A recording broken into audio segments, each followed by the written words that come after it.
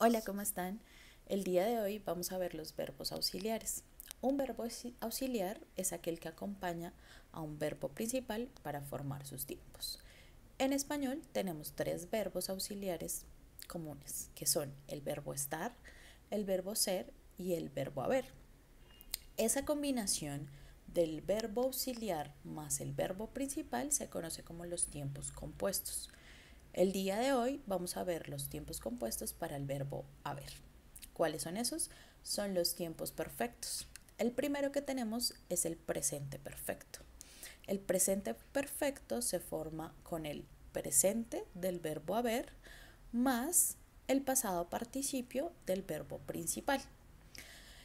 Ese presente del verbo haber, recordemos cómo se conjuga. Tenemos yo he, tú has, él, ella, usted ha, nosotros hemos, vosotros habéis, ellos, ellas o ustedes han.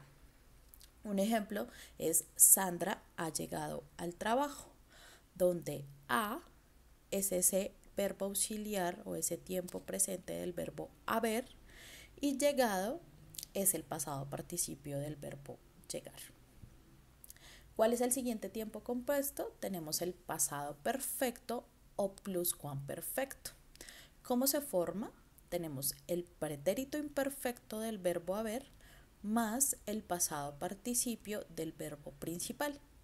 Recordemos cómo es esa conjugación del pretérito imperfecto del verbo haber, que sería había. Entonces yo digo, yo había, tú habías, él, ella o usted había, nosotros habíamos, vosotros habíais, ellos, ellas o ustedes habían. El mismo ejemplo que vimos en el presente perfecto sería Sandra había llegado al trabajo. Como vemos, el había es el verbo auxiliar, haber en su forma, más llegado, que sigue siendo el mismo pasado participio del verbo principal, llegar. El tercer tiempo compuesto tenemos el futuro perfecto, que es la misma situación. Nuestro verbo haber en futuro, que sería habré, más nuestro verbo principal en su pasado participio. Entonces, un ejemplo de esto sería yo habré estudiado, donde habré sería la conjugación del verbo haber en futuro, estudiado el pasado participio de mi verbo principal, que sería estudiar. Y por último tenemos el tiempo compuesto condicional perfecto.